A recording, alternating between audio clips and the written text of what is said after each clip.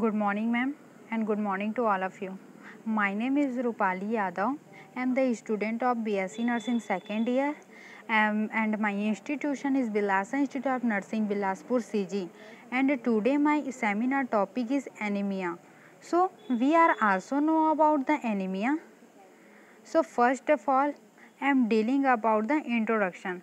सो हम इंट्रोडक्शन देखेंगे तो anaemia is a major killer in India. Anaemia एक ऐसा डिसीज़ है, एक ऐसा जो मेजर डिसीज है जो पूरे इंडिया में है।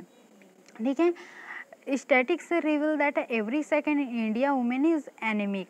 अगर हम डाटा करेक्शन में देखा जाए तो हर एक सेकंड में एक इंडियन वुमेन जो है एनीमिया से सफ़र कर रही होती है।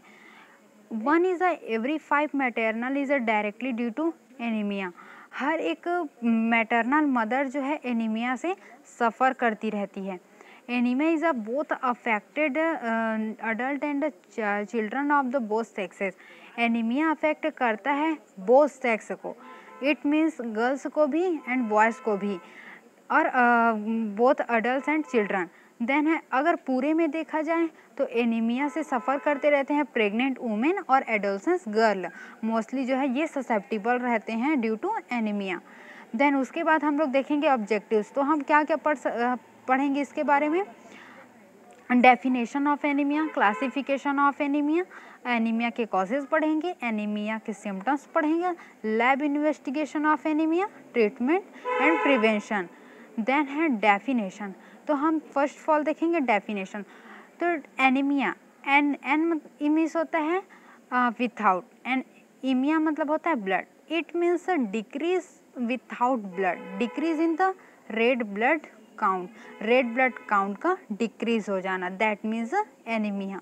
Haemoglobin are hematocrit value resulting in a lower ability for the blood to carry oxygen to body tissue। जो ब्लड के कंपोनेंट रहते हैं जैसे कि हीमोग्लोबिन एंड हीमेटोक्रिट, जो वैल्यू रहते हैं वो क्या करते हैं, जो ऑक्सीजन कैरी करने की एबिलिटी रहती है उसकी वो क्या होती है, डाउन हो जाती है, डिक्रीज हो जाती है, जिसके कारण हमें क्या कॉज करते हैं, एनीमिया कॉज करते हैं। यहाँ बताया गया है कि normal amount of red blood cell and anaemic amount of red blood cell. तो नॉर्मल अमाउंट और रेड ब्लड सेल जो है हाई अमाउंट में रहते हैं और lower amount of red blood cell जो है कम अमाउंट में रहते हैं। देन उसके बाद है क्लासिफिकेशन। तो क्लासिफिकेशन ऑफ एनीमिया हम लोग देखेंगे on the basis of causes, on the basis of morphology. तो on the basis of causes, on the basis of causes हम देख सकते हैं इसमें होता है ब्लड लॉस, मतलब फुल्ली जो हमारे बोन मैरो है वो बोन मैरो हैं जो ब्लड का प्रोडक्शन नहीं कर पाते, जिससे क्या होगा, ब्लड लॉस होगा। Inadequate production of normal blood cell, normal blood cell का इनएडिक्वेट प्रोडक्शन होगा जो कि बॉडी के लिए इनफ नहीं है। Excessive destruction of blood cell, blood cell का एक्सेसिव डिस्ट्रक्शन होगा जिससे हमें एनीमिया कॉज हो सकते हैं। On the basis of morphology जिसमें आते हैं नॉर्मोसाइटिक, माइक्रोसाइटिक एंड माइक्रोसाइटिक, जिसमें हम बोल सकते हैं, अब हम डील करेंगे नॉर्मोक्रोमिक नॉर्मोसाइटिक एनीमिया। नॉर्मल जिसमें MCSC नॉर्मल रहते हैं और नॉर्मल MCV रहते हैं, दैट मीन्स MCHC इसका मतलब है हम बोल सकते हैं हीमेटोक्रिट मतलब mean corpuscular value and mean corpuscular haematocrit concentration. इसमें जो है mean corpuscular haematocrit concentration normal रहते हैं और मीन कार्पस्क्यूलर वैल्यू जो है नॉर्मल रहते हैं, जिसमें this include anaemia of a chronic disease, anaemia chronic disease है। हीमोलाइटिक एनीमिया जैसे कि characteristic by ulcerated destruction of red blood cell, जिसमें क्या होता है, फास्टली रेड ब्लड सेल का डिस्ट्रक्शन होता है। एनीमिया ऑफ एक्यूट हेमरेज, जिस एक्यूट हेमरेज ब्लड क्लॉट होने की वजह से भी एनीमिया कॉज करता है। Aplastic anaemia those a characteristic by a disappear of a red blood प्रिकॉजर from the marrow. मतलब एप्लास्टिक एनीमिया मतलब disappear of a red blood precursors from the bone marrow.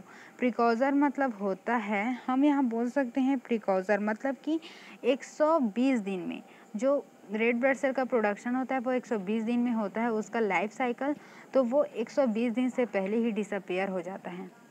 Then उसके बाद है haemochromic microcytic anaemia, low MCHC and low MCV।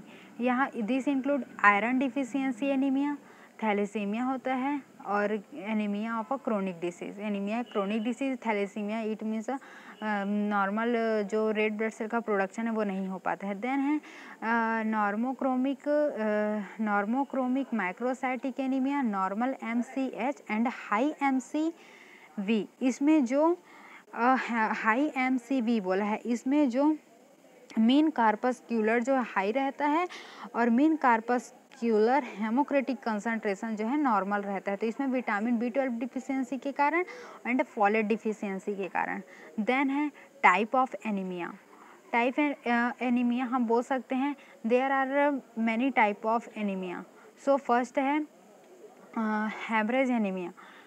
Haemorrhagic anaemia excessive loss of red blood cell through bleeding, stomach ulcer and menstruation.